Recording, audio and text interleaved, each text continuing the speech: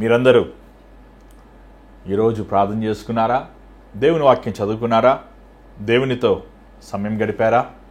మనసు బాగలేదు, మనసు చికాగ్గా ఉంది, గలిబిలిగా ఉంది, నిరాశగా ఉంది, ఎందుకు బతుకుతున్నాను, చచ్చిపోతే బెటరు అని ఈరోజు చాలామంది రక్షించబడి మారు మనసు పొందిన వారు మాట్లాడుతున్నారండి. సరే, ఒకవేళ వారికి దేవుడు తెలియదు అనుకోండి, ఒకవేళ ప్రభు ప్రేమను ఎరగలేదనుకోండి, వారు చెప్పినా మనం అర్థం చేసుకోవచ్చు. కానీ యేసుప్రభు ప్రేమని ఎరుగుతూ యేసుప్రభు ద్వారంగా వారు దీవెనలు పొందుతూ ప్రభు వాక్యంని లక్ష్య పెడుతున్నారు. చూడండి, దేవుని వాక్యం ఎక్కడుంటుందో అక్కడ సమాధానం ఉంటుంది, అక్కడ ఆనందం ఉంటుంది. పరిస్థితులు మారినప్పటికీ ప్రభు ఇచ్చే గొప్ప నిరీక్షణ, ఆయన వాగ్దానాలు, ఆయన ఇచ్చిన మాటలు మన హృదయాన్ని బలపరుస్తాయి. నిశ్చయముగా మన గమ్యము సమాధానంగా, సంతోషంగా అనుగ్రహిస్తుంది. దేవుని వాక్యము శక్తివంతమైనది. ఈరోజు మనం వాక్యము కొంతమంది చదువుతారు, కానీ కొంతసేపే చదువుతారు. మీకు ఎక్కువసేపు నిరాశగా, ఆందోళనగా మీ మనసు ఉంటే అంతసేపు దేవుని వాక్యం చదవండి. మనసు బాగలేనప్పుడు ఎవరితో మాట్లాడితే నా బాధలు తీరుతాయి అని కంగారు పడి ఫోన్ చేసి మీకు తెలిసిన వారికి మీ బాధలు చెప్పద్దు. దాని బదులు బైబిల్ తీసుకుని, ప్రభా మనసు బాగాలేదు, నాతో మాట్లాడయ్యా అని హృదయంలో ప్రార్థన చేసి వాక్యం చదవండి. దేవుడు మీతో మాట్లాడతాడు. మరొక దినమున మీరందరూ మిమ్మల్ని welcome you all to the hour of prayer, ఈ ప్రార్థన గడి అనే కార్యక్రమం మిమ్మల్ని ఆహ్వానిస్తున్నాం. మరి ఈరోజు దేవుని సంపూర్ణమైన చిత్తమును ఎలా తెలుసుకోవాలి, దేవుని చిత్తములో మనం ఎలా నిలిచుండాలి, దేవుని చిత్తము ఎందుకు తెలుసుకోవాలి, మనకని దేవుడు మన చిత్తమును నెరవేర్చుకుంటానికి అనుమతిస్తాడా, అనుమతించడా, ఇలాంటి అనేకమైన ప్రశ్నలకి ఈరోజు నేను జవాబు ఇవ్వాలని ఆశిస్తున్నాను దేవుని వాక్యం నుంచి. మరి ఈ లింక్ని మీరు లైక్ కానీ సబ్స్క్రైబ్ కానీ చేయకపోతే చేయండి. ఇది మీ స్నేహితులకి, బంధువులకి మీరు తెలియపరచండి. మరి దేవుడు మహాకృప బట్టి గత 46 రోజులుగా బైబిల్లో ఉన్న 46 ఉపమానములు ఒకటి తర్వాత ఒకటి ధ్యానిస్తానికి దేవుడు మహాకృపను చూపించాడు. మరి ఈరోజు ఒక ప్రత్యేకమైన అంశం మీద తీసుకొచ్చాను. మరి రేపు క్రిస్మస్ సీజన్లో మనం ప్రవేశిస్తున్నాం. క్రిస్మస్ సందేశాలు మీ మధ్యకి పంచుకోవాలని ఆశిస్తున్నది నాకు బిట్ ఆఫ్ ఛాలెంజే. ఎందుకంటే 25 ప్రసంగాలు క్రిస్మస్ గురించి ఇవ్వాలంటే అన్ని ప్రసంగాలు బైబిల్లో లేవు. కానీ బైబిల్ మనం జాగ్రత్తగా చదివితే పాత నిబంధనలో అనేకమైన ప్రవచనములు, అనేకమైన వాగ్దానాలు యేసు ప్రభు పుట్టుక గురించి ప్రవచించబడినవి, బోధించబడినవి, బైబిల్లో రాయబడినవి. సో మనం దాన్ని కూడా ధ్యానిద్దాము. మరి మత్తయిలో, లూకాలో మాత్రమే 2 అధ్యాయాలు యేసు పుట్టుక గురించి చూస్తున్నాం, ఇంచుమించు 4 అధ్యాయాలు. కానీ సిలువ గురించి ఇంచుమించు 26 అధ్యాయాలు మనం చూస్తున్నాం. ఎందుకంటే యేసు ప్రభు పుట్టుక కంటే సిలువ చాలా విశేషమైనది. ఖచ్చితంగా మనము అందరూ క్రిస్మస్ మూడ్లో ఉన్నారంటారు కదండి. మూడ్ అంటే బదులు mode is right way, mode అంటారు కదండి. మనం అలాగ అందరూ పండగ సీజన్లో ఉన్నారు. చక్కగా పండగ రిలేటెడ్ పాటలు అనేక మంది పాడుతున్నారు. దేవునికి స్తోత్రం. మీరు చాలామంది ఏ బట్టలు వేసుకోవాలి, పండగకి ఎలాగ సెలబ్రేట్ చేయాలి, ఏమేమి చేయాలి, ఏమేమి వండుకోవాలి, ఎలాగ ఈసారి పండగకి మనం హ్యాపీగా ఉండాలని మీరు ఆలోచిస్తున్నారు కదండి. దేవునికి స్తోత్రం. కానీ నిజమైన పండగ ఏంటి, అసలు ఎందుకు మన పండగ చేసుకోవాలి, పండగలో ఉన్న విశేషత ఏంటి అనేది మనం గమనిద్దాం. మరి ఆ విషయములన్నీ మనం వచ్చే రోజుల్లో దేవుని చిత్తమైతే ఈ మధ్యకి దేవుని వాక్యం ద్వారంగా మీకు బోధించాలని ఆశిస్తున్నాను. మరి ఈరోజు దేవుని వాక్యం వినటానికి సిద్ధంగా ఉన్నారా? మరి మీరందరూ ఎంతోమంది, మేము ఎక్కడికి వెళ్ళినా మీరు చాలామంది అవర్ ఆఫ్ ప్రేయర్ కార్యక్రమాన్ని మేము వీక్షిస్తున్నామండి, మేము ఎంతోమంది మేలు పొందుతున్నామని మీరు తెలియపరుస్తున్నారు. దాన్ని బట్టి ప్రభువుని ఎంతో స్తుతులు చెల్లిస్తున్నాం. మీరు ఎంతోమంది మీ ప్రార్థన అవసరతలు మాకు పంపిస్తున్నారు. మీ ప్రార్థన అవసరతల కోసం నేను ప్రార్థిస్తున్నాను. చాలామంది కోసం మీతో ఫోన్ చేసి నేనే మరలా మాట్లాడుతున్నాను. దేవుడు అనేక ఆశ్చర్యమైన కార్యాలు, ఆశ్చర్యమైన రీతిగా దేవుడు తన కృపను చూపిస్తున్నాడు. కానీ కొందరు స్వార్థపరులు ఆశీర్వాదాలు మాత్రం పొందుకొని దేవుడు చేసిన ఉపకారములు పంచుకోవడానికి ఇష్టపడతలేదు. చూడండి, మీకు దేవుడితో నెలకొకసారి, లేకపోతే వారంగా ఒకసారి, లేకపోతే సంవత్సరం ఒకసారి పని. నాకు దేవునితో ప్రతిరోజు ప్రతి గడియ పని. నాకు ప్రభు దగ్గరికి వెళ్ళి ఒక విన్నపం చెప్పే ముందు నాకు ఒక అలవాటు ఉంటుంది. ప్రభా, ఈ కార్యం నువ్వు చేశావు, నీకు నిండా వందనములయ్యా. మీకు చాలామంది కృతజ్ఞత లేదు. జబ్బుల్లో నుంచి దేవుడు విడిపించినప్పటికీ, అనారోగ్యం స్వస్థపరిచినప్పటికీ, గర్భఫలములు ఇచ్చినప్పటికీ, ఉద్యోగాలు ఇచ్చినప్పటికీ, ఏమండి మిమ్మల్ని ఆత్మీయంగా వర్ధిల్లింప చేసినందుకు మీకు లేనప్పటికీ మీ పక్షాన నేనైనా చెప్పాలి కదా, ఎందుకంటే మీ పక్షానే కదా నేను ప్రార్థన చేశాను. ఏమండి, ఒక కామన్ కర్టెసీ అంటారు కదండి, ఎవరైనా మనకి ఏదైనా ఇస్తే ఏం చెప్పాలండి, థ్యాంక్ యూ అంట. అలాగే మన ప్రభువుకి ఆయన ధారాళము ఇచ్చేవాడు. మన ప్రభువుని ఎల్లప్పుడూ మనం ఆయనకి వందనాలు చెల్లించాలి. అందుకే కీర్తనదారు అంటాడు కదా, నా ప్రాణమా యెహోవాను సన్నిధించుము, ఆయన చేసిన ఉపకారముల్లో దేనిని మరొకము. నువ్వు ప్రభువుని ఎంతగా స్తుతిస్తావో అంతగా నీ శరీరంలో స్వస్థత ఉంటుంది, నీ హృదయంలో సమాధానం ఉంటుంది, నీ మనస్సులో ఆనందం ఉంటుంది. మరి ఈరోజు దేవుని వాక్యంలో వెళ్ళక ముందు దేవుని ఉద్దేశం ఏంటి, దేవుని తలంపులు ఏంటి, దేవుని చిత్తములు ఎలా ఉండాలి అనే అంశం మనం తెలుసుకోక ముందు మరి నేను 2 విధాలుగా ఈరోజు అంటే పార్ట్ 1, పార్ట్ 2గా నేను బోధించాలని ఆశిస్తున్నాను. మరి ఈరోజు దేవుని చిత్తం మీద రేపు కూడా మీ మధ్యకి ఈ అంశాన్ని బోధించాలని ఆశిస్తున్నాను. చాలా పెద్ద అంశం ఇది. ఎంత క్లుప్తంగా మీకు ఈ అంశాన్ని మీకు వివరించాలి అని నేను ప్రార్థన చేస్తున్నాను. మీరు కూడా సహకరించండి. నాతో పాటు మీరు బైబిల్ తీసుకొచ్చుకోండి, మీ బైబిల్ నాతో పాటు చదవండి. దేవుని వాక్యం చెప్తున్నప్పుడు అక్కడిక్కడ చూడొద్దు, మధ్యలో కాలక్షేపం చేస్తున్నట్టు దేవుని వాక్యాన్ని వినద్దు. భయభక్తులతో ప్రభు వాక్యాన్ని వినండి, దేవుని దీవెనలు పొందండి. మరి కార్యక్రమం వెళ్ళక ముందు ఒక చిన్న ప్రార్థన. పరిశుద్ధమైన తండ్రి, దయగల ప్రభువా, మరొకసారి నాయన ఎంత నీ కృపను ఈరోజు మా పట్ల చూపించి ఈ సంవత్సరపు నవంబర్ 30వ తారీఖు మమ్మల్ని తీసుకుంచావు. నీ మహాకృప మా ఎదుట పెట్టి ఉన్నావయ్యా. నీ చిత్తమైతే 31 రోజుల్లో నూతన సంవత్సరాన్ని ప్రవేశింపచేయడానికి నీ వాత్సల్యతను, నీ దయను మా పట్ల చూపిస్తాను ఇష్టపడుతున్నావయ్యా. ప్రభా, ఈ సంవత్సరం అంతా కాచి కాపాడు.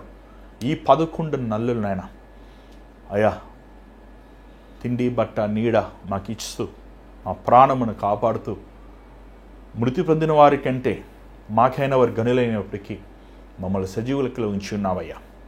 నీ బంగార పాదములకి వేలాది కోట్లాది వందనములు ప్రభా. తండ్రి, ఈ ఒక్క నెల మా ఎదుట ఉంది నాయన. మాలో ఏమేమి లోపాలు ఉన్నాయో, మాలో ఏమేమి అవిధేయతలు ఉన్నాయో, మాలో నీకు ఇష్టం లేనివి ఏమేమి ఉన్నాయో అవన్నీ మేము సరిచేసుకొని భయభక్తులతో, విరిగిన హృదయముతో, కన్నీటి ప్రార్థనతో కొత్త సంవత్సరం ప్రవేశించి వారికి ఉండడానికి సహాయం చేయి.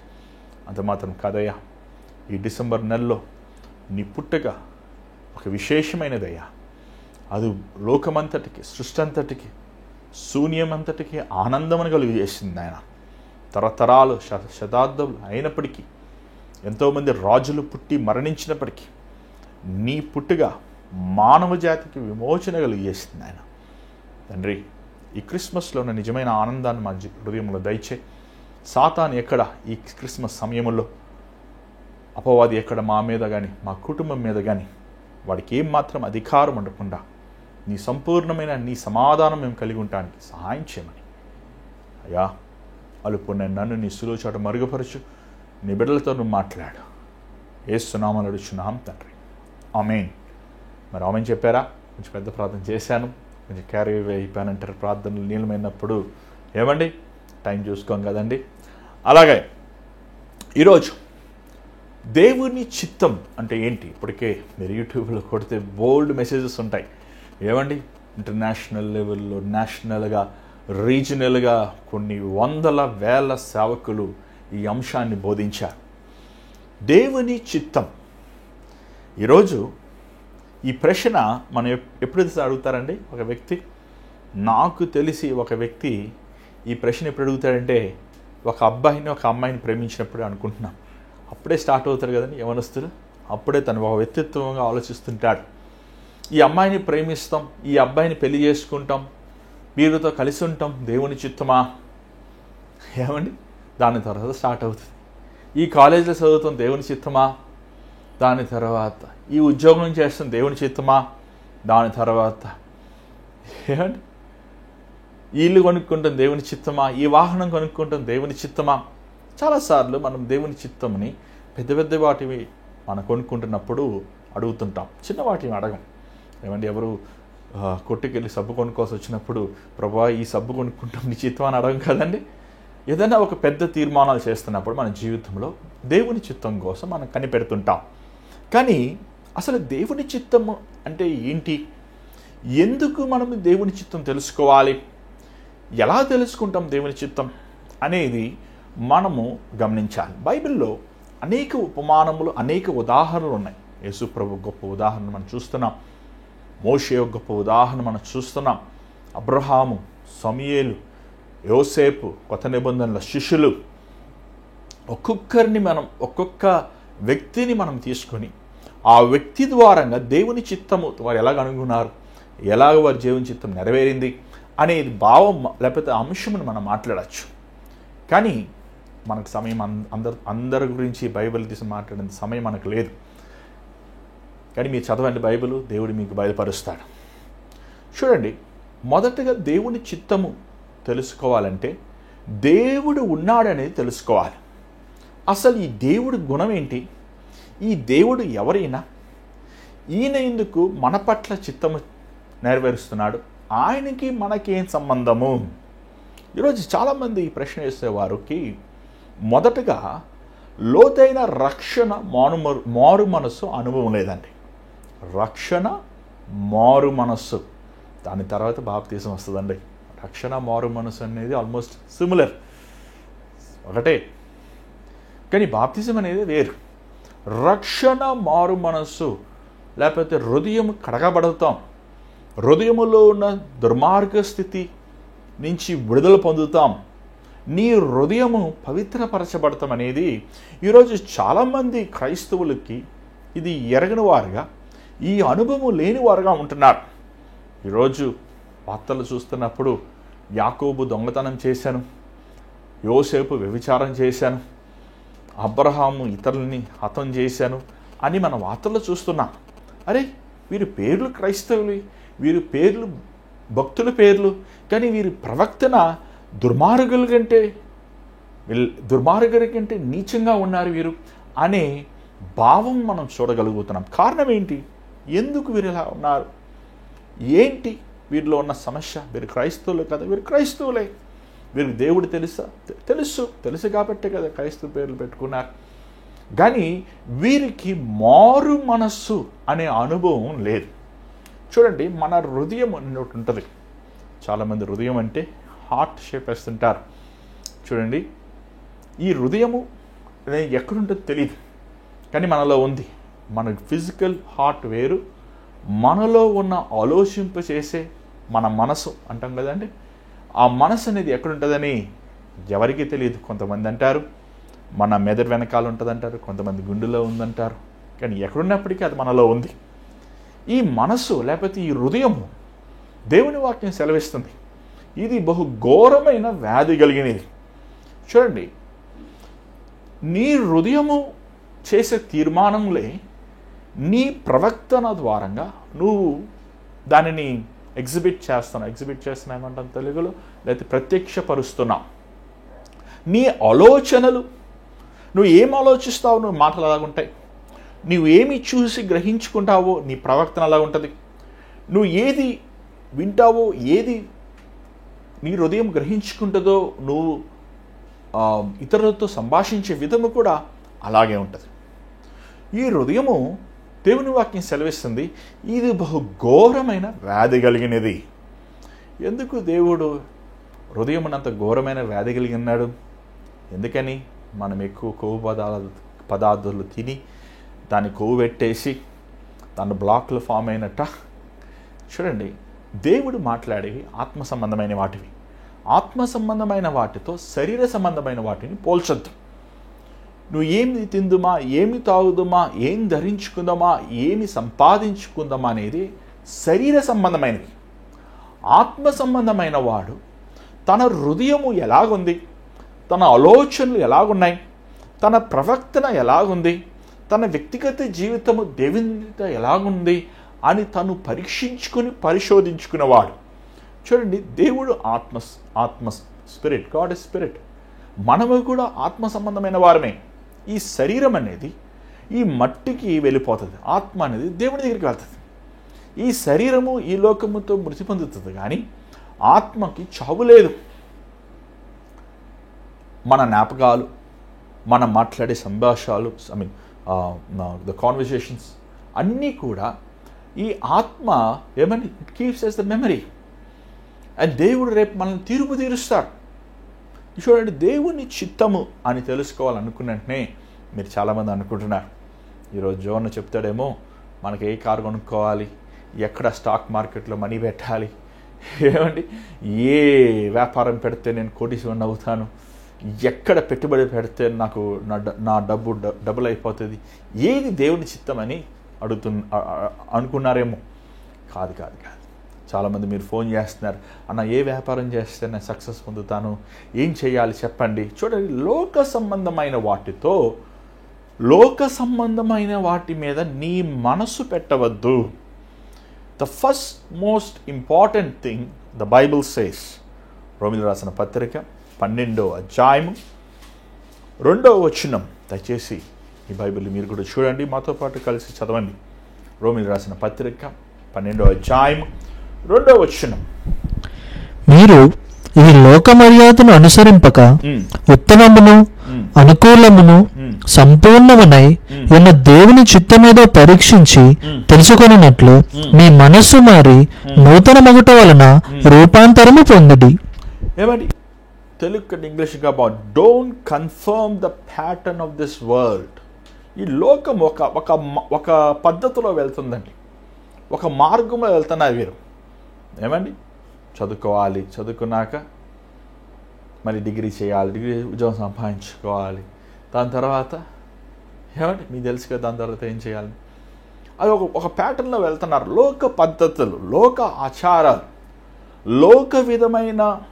లోకం విధముగా ఆలోచించేది. చూడండి, దేవుడు మనల్ని లోకము నుంచి వేరు చేశాడు, మనల్ని పిలుచుకున్నాడు, మనల్ని కోరుకున్నాడు, మనల్ని ఆయన తన విలువైన అమూల్యమైన రక్తముతో మన హృదయాన్ని కడిగాడు, మనల్ని కోరుకున్నాడు, మనల్ని ఎన్నుకున్నాడు. తన ఉద్దేశమని మన పట్ల ఆయన బయలుపరిచాడు. చాలామంది బయలుపరిచాడు, కానీ చాలామంది గ్రహించుకోలేకపోతున్నారు. చాలామంది బయలుపరిచినప్పటికీ తనకు లోబడలేకపోతున్నారు. దేవుడు సెలవిస్తున్నాడు, మీరు లోక పద్ధతులు. చూడండి, ఈరోజు చాలాసార్లు మనం ప్రార్థన చేస్తున్నప్పుడు మనము దేవుడిని ఏమడుగుతున్నాం?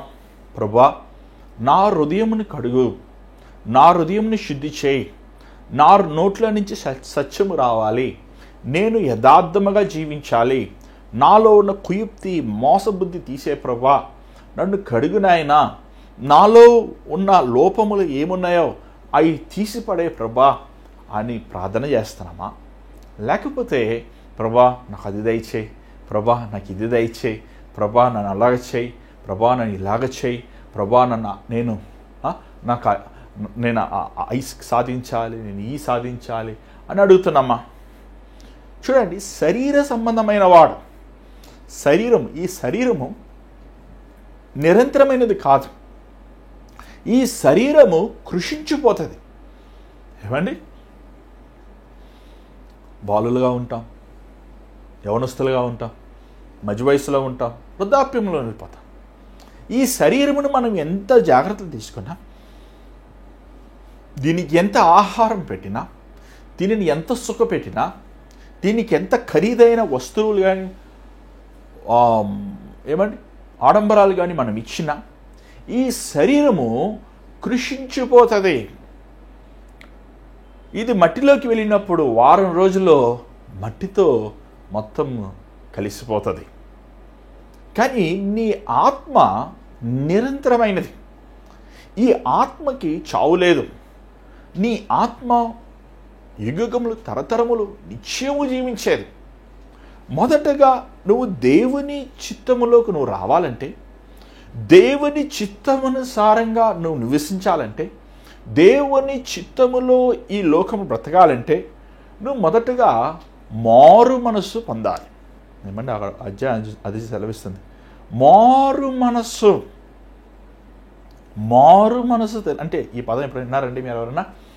ఈరోజు చాలామంది మారు మనసు అంటే, ప్రభా నేను పాపిని, నా కోసం శిలువలో మరణించావు, నా పాపాలు క్షమించే, ఆమేన్ అని ప్రార్థన చేసేసి, ఏమండి ప్రామిస్ కార్డులు ఏమి ఉంటాయి కదా, దాని మీద సైన్ చేసేసి, వాగ్దాన కార్డులు, నేను రక్షించబడ్డానండి అని కేకలు వేస్తున్నారు. అది కాదు మారు మనసు.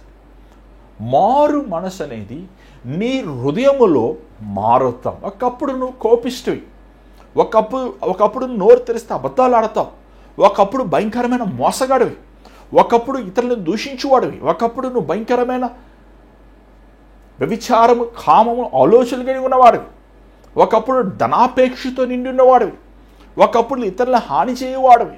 కానీ ఎప్పుడైతే నువ్వు ఉపవాసం ఉండి కన్నీరు కారుస్తూ నీ హృదయములో ఉన్న అపరాధములు, నీ హృదయములో ఉన్న దుర్మార్గ స్థితి పరిశుద్ధాత్ముడు చూపిస్తున్నప్పుడు దాన్ని ఒప్పుకొని దాని నిమిత్తము పశ్చాత్తాపము పడి, ఏంటండి పశ్చాత్తాపం, ఈ పశ్చాత్తాపం అనేది చాలామంది హృదయపూర్వకమైన పశ్చాత్తాపం పొందరండి. ఏదో నేను పాపని, నన్ను క్షమించేసే, అంతే. ఒక దుఃఖము కానీ, ఒక వేదన కానీ, ఒక బాధ కానీ లేదు. అదేదో క్షమించుకో, ఎవరి కోసం క్షమిస్తావు నువ్వు అని చెప్పేది, మరలా అదే దుర్మార్గ స్థితిలో కొనసాగించే. చూడండి, ద ఫస్ట్ దేవుని చిత్తం ఏంటంటే నీ హృదయము మారుతాం. ఇంగ్లీష్ బైబిల్ చాలా బాగుంది, రెన్యూయింగ్ ఆఫ్ యువర్ మైండ్. నీ మనస్సు మారుతాం, నీ ఆలోచనలు మారుతాం, నీ వ్యసనముల నుంచి. ఏమంటే కొంతమంది తగ్గించేశానండి సిగరెట్ ప్యాకెట్లు, ముందు ఒకప్పుడు 10 తాగేవాడిని, ఇప్పుడు ఒకటే తాగుతున్నా. ముందు ఎక్కువ తాగేవాడిని, ఇప్పుడు కొంచెం తాగుతున్నా. ముందు 10 మంది అమ్మాయిలతో తిరిగేవాడిని, ఇప్పుడు ఒక అమ్మాయితో తిరుగుతున్నా. ఇప్పుడు ముందు ఎక్కువ చేసేవాడిని, ఇప్పుడు తక్కువ. ఆ తక్కువ ఎక్కువలు ఉండవండి. తక్కువ ఎక్కువలు దేంతో మెషర్ చేస్తావు? తప్పు తప్పే. ఏమండి, విషం బాటిల్ తాగినా, విషం చుక్క తాగినా విషమే. నీ మనస్సు మారాలి అంటే పాత హృదయమును తీసివేయబడి, పాత హృదయం పాడైపోయినది, పాత హృదయం కుళ్ళిపోయినది, నూతన హృదయము, క్రీస్తు ఇచ్చే హృదయము కలిగి ఉండాలి. అది మారు మనస్సు. మరలా నువ్వు పాపం చేయలేవు, మరలా నువ్వు అబద్ధం ఆడలేవు, మరలా నువ్వు పాప జీవితంలో కొనసాగలేవు. ఒకవేళ కొనసాగుతున్నా అంటే నీ రక్షణ సరైనది కాదు, నీ మారు మనసు జీవితం సరైనది కాదు. చాలాసార్లు చాలామంది వారి పాపాలు ఒప్పుకుంటారు, వారి దేవునికి విరోధం చేసిన ఒప్పుకుంటారు, మనుషులకు విరోధంగా చేసిన ఒప్పుకుంటుంటారు, కొంతకాలం బాగుంటారు, మరలా వెంటనే వెనక్కి వెళ్ళిపోతారు, మరలా వెంటనే ముందు స్థితి కంటే దుర్మార్గమైన స్థితికి వెళ్ళిపోతుంటారు. అలా మీరున్నారా? చూడండి, మనస్సు మారినవాడు వెనక్కి వెళ్ళలేడండి. మనస్సు మారినవాడు, నూతన పరచబడిన వాడు, ప్రాచీన స్వభావం తొలగిపోయిన వాడు మరలా వెనక్కి వెళ్ళలేడు. వెనక్కి వెళ్ళేవాడు మారు మనస్సు పొందలేదు. That's it. ఈరోజు ఎంతమంది మీరు మారు మనసు పొందారు? రక్షించబడ్డాక, మారు మనసు పొందాక, బాప్తిజం తీసుకొని ఆ ప్రభు వల్ల తీసుకుంటూ, ఏమన్నా టీవీలో సినిమాలు చూడకుండా, అపవిత్రమైనవి చూడకుండా, నోటుతో అపవిత్రమైనవి మాట్లాడకుండా పవిత్రముగా జీవించారు. మర్చిపోయారు? ఆ రోజుల్లో మందిరంకి వెళ్ళి ముందు కూర్చుంటారు. దేవుడంటే ఎంతో ప్రేమ, దేవుడంటే ఎంతో అగ్గగ్గలు, దేవుని సేవకులు ఎంతెంతో గౌరవం, ప్రభు వల్ల వచ్చినప్పుడు కన్నీటితో ప్రార్థిస్తుంటారు. కానీ ఇప్పుడు ఏమైంది? ఇప్పుడు ఏమైపోయింది? ఇప్పుడు చల్లారిపోయిన స్థితిలో ఉన్నారు. ఇప్పుడు వెనక్కి వెళ్ళిపోయారు చాలామంది. చూడు, దేవుడు చిత్తం ఏంటంటే, చూడండి అక్కడ 2వ విషయం మరొకసారి చదువుదాం, మనం స్పష్టంగా చదవండి. మీరు ఈ లోక మర్యాదను అనుసరింపక ఉత్తమమును అనుకూలమును సంపూర్ణమునై ఉన్న దేవుని చిత్తమేదో పరీక్షించి తెలుసుకొనున్నట్లు మీ మనస్సు మారి నూతన మగుట వలన రూపాంతరము పొందిడి. రూపాంతరం, ద వర్డ్ ట్రాన్స్ఫిగరేషన్, రూపాంతరం. ఇంగ్లీష్ బైబిల్ కూడా చాలా బాగుంది, ట్రాన్స్ఫార్మ్డ్. మన యేసు ప్రభువుని చూస్తున్నాం. ఏమంటే ఆ ఒలీవ కొండల పైన ఆయన తన శిష్యుల్ని తీసుకువెళ్ళి ప్రార్థిస్తున్నప్పుడు ఏమయ్యాడు? ప్రభు రూపాంతరం పొంది ఆయన వస్త్రములు దగదగద మెరిసినవి, ఆయన ప్రకాశించను అని మనం చూస్తున్నాం. వెలుగు బయట నుంచి రాలేదు కానీ లోపల నుంచి వచ్చింది. దేవుడు రూపాంతరము, తన రియల్ అపియరెన్స్. ఏమంటే ప్రభు ఎంతో ధవలవంతుడండి. 1000 లక్షల సూర్యుల కంటే మిక్కిలి ప్రకాశించువాడు, ఎంతో విలువైన వాడు ఆయన, ఎంతో యోగ్యమైన వాడు దేవుడు, ఎంతో మంచివాడు ఆయన. ఆ రూపాంతర కొండపైన ఆయన మాట్లాడుతున్నప్పుడు, ప్రార్థిస్తున్నప్పుడు, తండ్రితో సంభాషిస్తున్నప్పుడు అక్కడ మనం మోషేని చూస్తున్నాం, ఏలియాని చూస్తున్నాం. వీరిద్దరూ ఒక గొప్ప నాయకులు, పరిశుద్ధులు, దేవుని వాక్యానుసారంగా జీవించిన వారు. అంతలోకి పేతురు మేల్కొని ఇక్కడ 3 పర్ణశాలలు కడితే ఎంత బాగుంటుంది, మీరు ఇక్కడ ఎంత బాగుంది అని యేసు ప్రభుని మోషేతో ఏలియాతో పోలిచి మాట్లాడినప్పుడు పరలోకమున్న తండ్రి పేతురుని గద్దించాడు. ఇతడు నా ప్రియమైన కుమారుడు, ఇతను మాటలు మీరు ఆలకించండి. That is most beautiful words. నా ప్రియమైన కుమారుడు, ఈయన మాటలు మీరు ఆలకించండి, లోబడండి. ఈరోజు ఎంతమంది మనము యేసు ప్రభు మాటలు వింటున్నాం? ఎంతమంది యేసు ప్రభు మాటలు వింటున్నామంటే వినిన మాటల ప్రకారం లోబడుతున్నామా? నీ దేవుడైన యెహోవా పరిశుద్ధుడు కాబట్టి మీరు పరిశుద్ధులుగా ఉండండి. నీ దేవుడైన యెహోవాని నీ పూర్ణమైన హృదయముతో, నీ పూర్ణమైన ఆత్మతో, నీ పూర్ణమైన శక్తితో ప్రేమించండి. Love your God. మండి లైక్ యువర్ గాడ్ అనలేదు, లవ్ యువర్ గాడ్. ఈ దేవుని చిత్తం తెలుసుకుంటాను అన్నవారు హృదయముల్లో first question, there is no love for God. దేవుని పట్ల వారికి ప్రేమ ఉండదండి. వారు దేవుని చిత్తము తెలుసుకోవాలనుకుంటే 2 విషయాల కోసం తెలుసుకో. ఒకటి వారి కోసం తెలుసుకోవాలనుకుంటే, రెండోది వారు చేయబోయే కార్యాలు, లేకపోతే వారి కుటుంబములు, లేకపోతే వారికి ఉన్న రిలేషన్షిప్స్, బంధము గురించి దేవుని చిత్తం తెలుసుకోవాలనుకుంటారు. మొదటగా నువ్వు దేవుని చిత్తమును తెలుసుకోవాలంటే ముందు నీ హృదయం అంతా దేవుడి కోసం ప్రేమతో, దేవునిని ప్రేమించాలి. దేవుడి ప్రేమ అగాపే ప్రేమ. మనమందరం అగాపే ప్రేమను అనుభవించాం, అగాపే ప్రేమను రుచి చూసాం, అగాపే ప్రేమలో ఉన్న క్షమాపణను మనం పొందుకున్నాం. కానీ అదే అగాపే ప్రేమతో ప్రభువుని మనం ప్రేమిస్తున్నావా? అగాపే ప్రేమ క్రీస్తును నువ్వు ప్రేమించేవాడుగా ఉంటావు. అంతటితో ఆగిపోలేదండి. మొదటగా చూసినట్లయితే నీ దేవుణ్ణి ప్రేమించి, రెండోది నీ పొరుగువాడిని ప్రేమించు. నేను ఆల్రెడీ మీకు చాలా ఉపమానములు ఈ పొరుగువాడి అంటే ఎవరు, మేము సమరియడు గురించి మీకు బోధించి ఉన్నాను.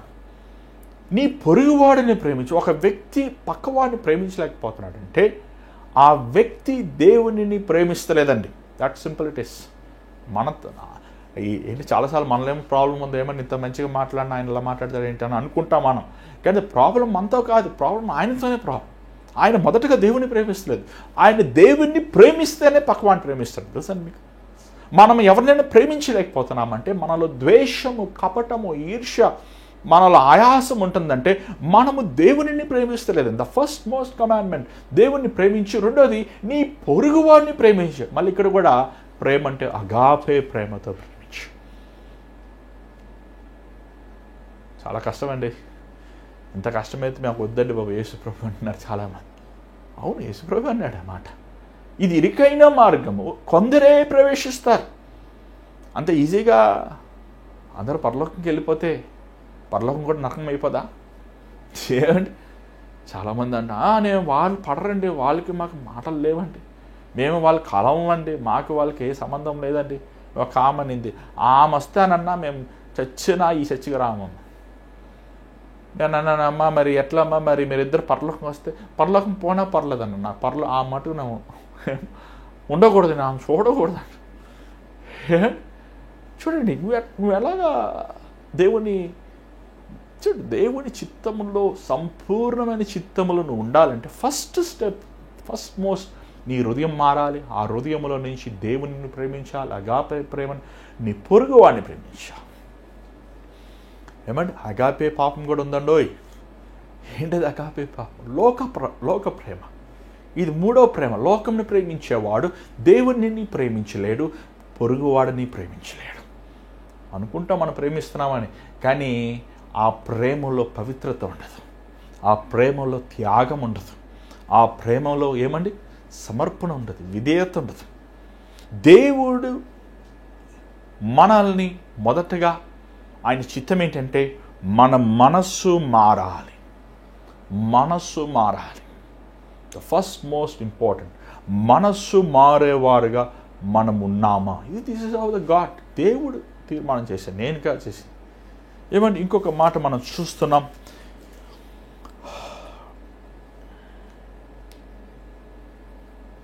ఎఫెసీ గ్రంథం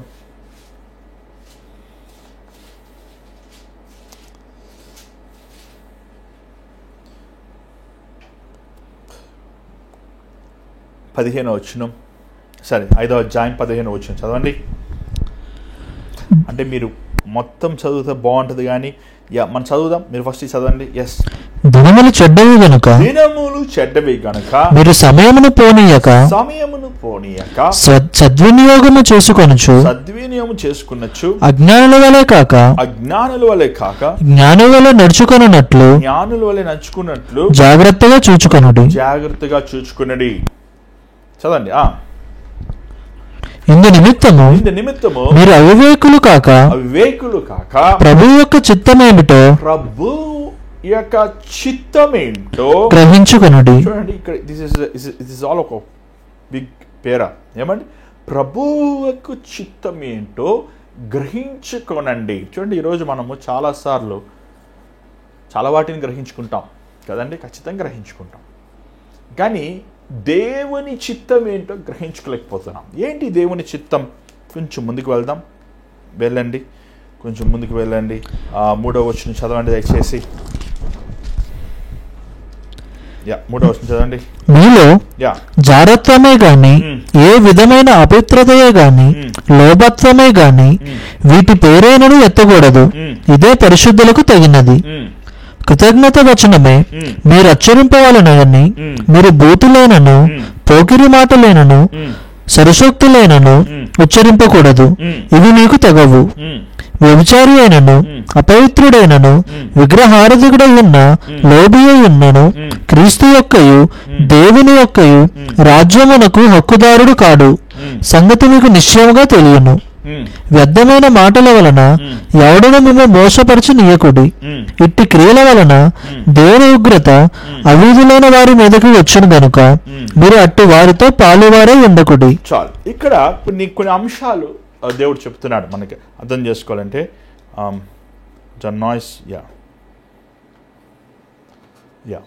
ఇక్కడ చూసినట్లయితే మొదటగా మీరు శరీరిచ్ఛలు ఏంటండి? అందరు చెప్పండి ఏ మాట. శరీరిచ్ఛలు. ఈ శరీరిచ్ఛలు అనేవి శరీరముతో ఏమంటే మీకు చెప్పవసరం లేదు. సెక్షువల్ ఇమారలిటీ అంటే కామం, లోభం, తిండిపోతుతనం, నిద్రపోతుతనం, ఐకిక విచారములు అనేవి మనము చూస్తున్నాం. శరీరిచ్ఛలు హృదయం కలిగిన వాడు, అపవిత్రత కలిగిన వాడు. ఇంకోటి చూసినట్లయితే స్వార్థం, ధనాపేక్ష హృదయం కలిగిన వాడు. అంత మాత్రమే కాదు, మాటలు, పోకిరి మాటలు, బూతి మాటలు, అపవిత్రమైన మాటలు. చూడండి, మన హృదయం ఎలాగుంటుందో మన మాటలు ఎలాగుంటాయి, మన ఆలోచనలు ఎలాగుంటాయో మన క్రియలు ఎలాగుంటాయి. నీ ఆలోచనలు శరీర సంబంధమైనవి. తిండిపోతుతో ఉన్నావా? వాడు కడిపేవారి దేవుడు అని దేవుని వాక్యం సెలవిస్తుంది. తిండిపోతులు పరలోక రాజ్యాన్ని ప్రవేశించరు. ఏమి తిందుమా, ఏమి తాగుదుమా, ఏమి సంపాదించుకుందామా, ఏమి కూర్చోపెట్టుకుందామా అని ధనాపేక్ష హృదయం ఉన్నవారు పరలోక రాజ్యానికి ప్రవేశించారు. పోకిరి మాటలు, భూతి మాటలు, దూషణకరమైన మాటలు మాట్లాడేవారు దేవుని రాజ్యమునికి ప్రవేశించారు. చూడండి, దేవుని చిత్తం ఏంటంటే మనము దేవునిని స్తుతిస్తాము. దేవుని చిత్తం అపవిత్రమైనవి, సాతాను సంబంధమైనవి, చీకటి సంబంధమైన వాటి నుంచి దూరపడాలనేది దేవుడి చిత్తం. ఒకప్పుడు మనం చీకటి సంబంధమైన వారుగా ఉన్నాం. క్రీస్తుని ఎరగినప్పుడు, క్రీస్తు ప్రేమను తెలియనప్పుడు మనము శరీర సంబంధమైన వారుగా ఉన్నాం. కానీ ఎప్పుడైతే యేసు ప్రభు ప్రేమను మనం రుచి చూసామో, యేసు ప్రభువులో ఉన్న సమాధానము, రక్షణ, మారు మనస్సు, ఆయనలో ఉన్న గొప్ప శక్తిని మనం అనుభవించాము. మనము వెలుగు సంబంధమైన వారు అంటూ చీకటి సంబంధమైన కార్యాలను చేస్తున్నామంటే నువ్వు దేవుని చిత్తానికి బయట ఉన్నావు అన్నమాట. దేవుని చిత్తమును చేస్తానని అనుకుంటూ, దేవునిలో ఉన్నానని అనుకుంటూ నువ్వు అపవాది చేతుల్లో ఉన్నావనేది గ్రహించుకోవాలి. అంత మాత్రమే కాదు, మనం ముందుకు వెళ్ళినట్లయితే మనకి ఇవ్వబడిన అవకాశాలు చూడండి. దేవుడు ఎంత ప్రేమ కలిగిన వాడంటే అంత ప్రేమ కలిగిన వాడు. మనం తప్పు చేసిన వెంటనే మనం నాశనం చేయడండి, తప్పు చేసిన వెంటనే మనం చంపాడు. మనము ఆయన చిత్తం దాటిన వెంటనే కూడా మనల్ని కృప చూపిస్తాడు, కృపాకాలం కనిక్రమిస్తున్నాడు. కానీ ఆ కృపకాలమని మనము ఏం చేస్తున్నాం తెలుసా అండి? ఆ కృపకాలములో కూడా మనం ఇంకను దేవునికి అవిధేయులుగా ఉన్నాం. Saul is a great example. Esau ఒక ఎగ్జాంపుల్. గెహాజీ, బిలాము, వీరికి దేవుడు అండి సౌలుకి ఇచ్చాడు. దేవుడు తను లోబడడానికి ఇష్టం లేదు. అమాలేకులను వెళ్ళి నాశనం చేయి, నువ్వు మొత్తం నిర్మూలన చేయవయ్యా అంటే చెడిపోయినవి నాశనం చేసి మంచివాడు తెచ్చుకున్నాడు. యాసావు అబ్రహాము పెద్ద మనవడు, ఇసాకు పెద్ద కుమారుడు అంటే మామూలు విషయం కాదు. అది రెండంతల దీవెన, రెండంతల ఆశీర్వాదం. కానీ తనకి ఇవ్వబడిన అవకాశాలన్నీ ఒక పూట కూటి కోసము తన జ్యేష్ఠ హక్కు అమ్మివేశాడు. జాగ్రత్తగా వినండి. అమ్మివేసిన కూడా తన తండ్రి అంటాడు, అయ్యా నువ్వు వెళ్ళి వేటాడి నా భోజనం తీసుకురామన్నప్పుడు ఏం తను ఆలస్యం చేస్తాడు. తన నిర్లక్ష్యంగా ఉంటాడు. ఆ విషయంలో జాగ్రత్త పడలేడు. వాళ్ళ తండ్రి జాగ్రత్త పడ్డాడు. ఇసాకేమన్నాడు, నువ్వు ఎవరయ్యా, నువ్వు యాసావనే అని మోసగించిన ఆశీర్వాదాలు కొట్టాడు. కానీ యాసావు దేవుని ఆశీర్వాదాల విషయంలో నిర్లక్ష్యం చేశాడు. దేవుడి చిత్తం అండి, దేవుడి చిత్తము మనం సంపూర్ణంగా ఆయనకి విధేయులు అవ్వాలని, ఆయన ఆత్మతో మనం నింపబడి ఉండాలని, ఆయనను ప్రేమించాలని, శరీర సంబంధమైన వాటి నుంచి మనము నిర్మూలం పొందాలని. చూడండి, శరీరం, లోక ప్రేమ, దేవుని ప్రేమ రెండు నీ హృదయంలో ఉండలేదు. ఒకటి ఉంటే దేవుని ప్రేమ ఉంటుంది, లేకపోతే లోక ప్రేమ ఉంటుంది. నువ్వు దేవుని ప్రేమను కలిగి ఉండి లోక ప్రేమను కలిగి ఉన్నావంటే అది అపవాది నిన్ను మబ్బి పెడుతున్నాడు. అది దేవుని ప్రేమని. చాలామంది చూస్తుంటానండి, ఆదివారం వస్తుంటే ఇంతంత అడవడి చేస్తారో, తెల్లబట్టలు వేసేసుకుంటారు, హల్లెలూయా హల్లెలూయా అరుస్తారు, ప్రైజ్ ద లార్డ్ అంటారు, ఈరోజు పరిశుద్ధమైన దినం అంటారు, కేకలేస్తారు, మందిరానికి వెళ్ళి చేతులు ఎత్తేస్తారు, ప్రభువా దేవుడు అని ప్రార్థన చేస్తారు. కానీ వారి బ్రతుకు ఆదివారం సాయంకాలం నుంచి కుళ్ళిన వాసన ఉంటుంది.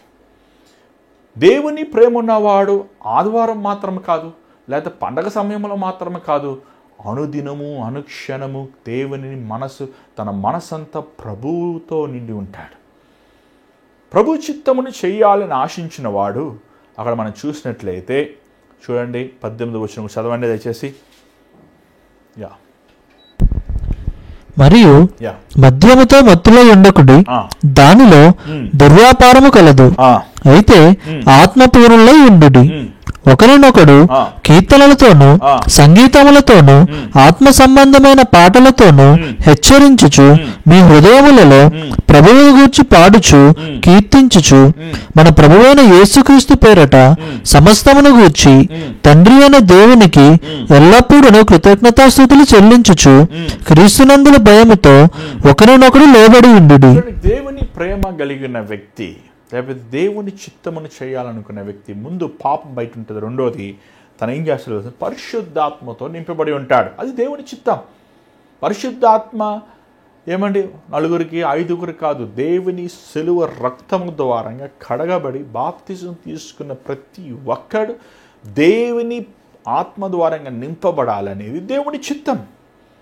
దేవుని ఆత్మతో నింపబడిన వాడు ఏం చేస్తాడు అంటే అక్కడ రాయబడింది, చూడండి అక్కడ రాయబడింది ఏమని, సాంగ్స్ ఫ్రమ్ ద స్పిరిట్. పరిశుద్ధాత్మ ద్వారా నింపబడిన వ్యక్తి స్తుతులు పాడుతాడు, దేవుని దూషించడు, దేవుని మీద ఆయాసపడడు, దేవుని మీద కోపపడడు, దేవుణ్ణి ఏమండి అవమాన రీతిగా మాట్లాడు, దేవుణ్ణి స్తుతిస్తాడు. దావీదు ఒక గ్రేట్ ఎగ్జాంపుల్ అండి. యోసేపు ఏమని, యోసేపు ఎంత గొప్పవాడు అసలు. యోసేపు జీవితం నేను ధ్యానిస్తుంటే మన ఆది కాండంలో ఉన్న యోసేపుని చూస్తున్నప్పుడు ఎంత ఒక విశేషత తనలో ఉంది, తనలో ఒక ప్రత్యేకత కనబడుతుంది. ఏంటి ఆ ప్రత్యేకత? తనకి దేవుడు దర్శనం చూపించాడు. ఆ దర్శనం ఏంటంటే తన ఇంటి వారు తనకు సాగిలపడి నమస్కరిస్తున్నారు. కానీ తన జరిగిన పరిస్థితి ఏంటి? తన సొంత అన్నలు తనని గుంటలో పడేశారు, శత్రువులకి అమ్మివేశారు. ఒక బానిసడిగా ఐగుప్తులో బానిసగా తను గొడ్డి చాకరీ చేస్తున్నాడు. కానీ 17 సంవత్సరములు 17 years నోరు మెదపలేదండి. దేవా నువ్వు నాకు చూపించిన దర్శనము నిజమా అబద్ధమా అని దేవునిని ప్రశ్నించలేదు. దేవుని ఏంటి నా బ్రతుకు, ఏంటి నా జీవితం, కనీసం యోబన అలా మాట్లాడుతూ మనం చూస్తాం. కానీ యోసేపు మౌనంగా ఉంటే మనం చూడగలుగుతాం. ఎందుకంటే ఒక మాట ఖచ్చితంగా దేవుడు రాసి ఉంటాడు. అలా మాట్లాడలేదు. తనము చేయకూడన తప్పు, ఆ పోతీఫరు భార్యతో పాపం చేయనప్పటికీ ఘనత రావాల్సిన బదులు ఏమొచ్చింది తెలుసా? చెరలో పడవేశారు తనని. తన జీవితం ఏంటో తనకు అర్థం కాలేదు. కానీ తను పరిశుద్ధాత్మతో నింపి ఉన్నాడు కాబట్టి దేవుని దూషించలేదు, కానీ దేవునిని స్తుతించాడండి. మన బైబిల్లో మాట చూస్తున్నాం, ఒకసారి చూడండి. ఆది కాండం, మీ బైబిల్ ఒకసారి తిప్పండి. ఆది కాండం ఫరో ఒక సాక్ష్యం చెప్తాడు. ఈ చాలా గొప్ప మాట. 41 వచనం 38, 41, 38 చదవండి. అతడు తన సేవకులను చూచి ఇతని వలె దేవుని ఆత్మగల మనుష్యుని కనుగోగలమా అని అనెను. ఫస్ట్ టైం బైబిల్లో the spirit of God, the Holy Spirit, పరిశుద్ధాత్ముడు అనే మాట ఫరో అన్యమైన వ్యక్తి దేవుని ఆత్మను యోసేపులో కనుగొన్నాడండి. యోసేపు దేవుని చిత్తమును నిలిచి ఉన్నాడు. కష్టాలు వచ్చినాయి, శ్రమలు వచ్చినాయి, బాధలు వచ్చినాయి, కానీ అన్ని సమయములందు తను దేవుని స్తుతించాడు. తెలుసా ఏమండి? ఇంకా రెస్ట్ మీకు తెలుసు. మీకు యోసేపు ఎలాగ ఆశ్రయించబడ్డాడు, ఎలా దీవించబడ్డాడు. ఏమంటే మనం పరిశుద్ధాత్మ కలిగి ఉన్న వ్యక్తి దేవుని స్తుతిస్తాడు. చెరలైనప్పటికీ, అవమానముగా మనం దూషించబడినప్పటికీ, నిందించబడినప్పటికీ, మనం వెలేయబడినప్పటికీ, మనం హింసించబడినప్పటికీ, మనం ఎలాంటి పరిస్థితుల్లో మనం అపవాది త్రోసివేసినప్పటికీ దేవుని ఆత్మ ఉన్న వ్యక్తి ఏం చెప్తారు తెలుసా? దేవా నీకు స్తోత్రం, హల్లెలూయా. అందరూ అనలేరండి ఆ మాట. కృంగిపోలేదు యోసేపు. కృంగిపోయిన చెరలో ఉన్న కృంగిపోయిన వారిని లేవనెత్తాడు యోసేపు.